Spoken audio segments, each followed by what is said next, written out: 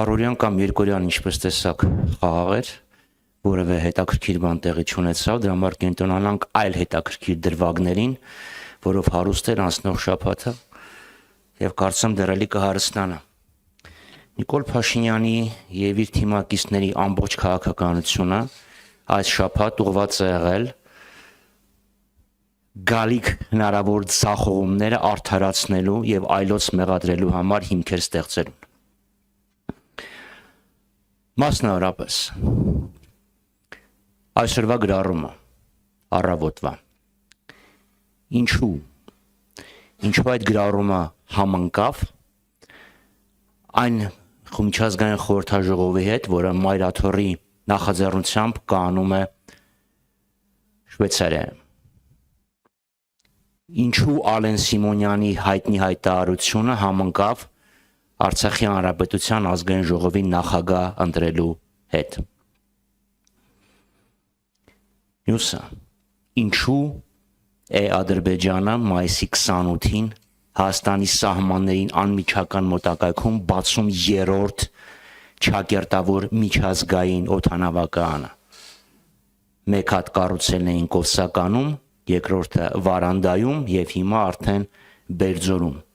Եվ ինչու հանկարծ Ադրբեջանը երեք հայտարարեց, որ խոզնավարում իրանք չեն կրակել։ Իսկ ով է կրակել։ Հանգուցյալ Ալեքսանդր Սերգեևիչ Պուշկինը։ Դե լավ, Ալեքսանդր Սերգեևիչ Բլոկը։ Նորմալ է։ Կամ Ալեքսանդր Սերգեևիչ Գրիբաեդովը։ Այս ամենը նշանակում է, որ Ադրբեջանը հիմքեր է նախապատրաստում Հայաստանի Հանրապետության դեմ հերթական ագրեսիայի համար։ Իսկ Փաշինյանն եւ իր իշխանությունները փոխանակ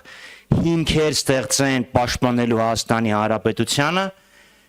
մեղավորներ են փորձում կանխել։ Եթե հանկարծ Մայրաթորը այս խորհրդաժողովը չկազմակերպեր, հարցակում չէր լինի։ Եթե Արցախի Հանրապետության ազգային ժողովը նոր նախագահ չընտրեր, հարցակում չէր լինի։ Սա է իրականությունը, սա է այս ջղաձգումների խորքային պատճառը։ Եվ նաև իհարկե Առաքելական Սուրբ Եկեղեցու դեմ խաչակրած աշխատանքի շարունակությունը։ Նաև չեմ կարող չանդրադառնամ մայիսի 28-ին Սարդարապատում Նիկոլ Փաշինյանի ելույթի մեջ տեղ գտած խայտառակ որոշ ձևակերպումներին։ Մեր ժողովուրդը հայրենիք փնտրելու կարիք այլևս չունի։ Հայ ժողովուրդը երբեք հայրենիք փնտրելու կարիք չի ունեցել։ Հայ ժողովուրդը ստեղծել է իր հայրենիքը այն պահից, եւ Հայկը սպանեց Բելին։ Բոլոր այն հատկանիշները, որոնք պայմանավորում են մեր ինքնությունը, ձեռք են բերվել եւ հաստատվել են պետականության շնորհիվ։ Այսինքն այն ազգերը, որոնք պետություն չունեն ազգային հատկանիշներ։ Սա ինչ աշխարհաքաղաքական փիլիսոփական ռևիզիոնիզմ է։ Ասում եմ դուրը փակեք, հա։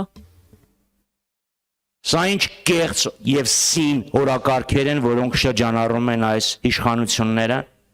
փորձելով մեզ զրկելով մեր ինքնությունից, մեր պատմությունից։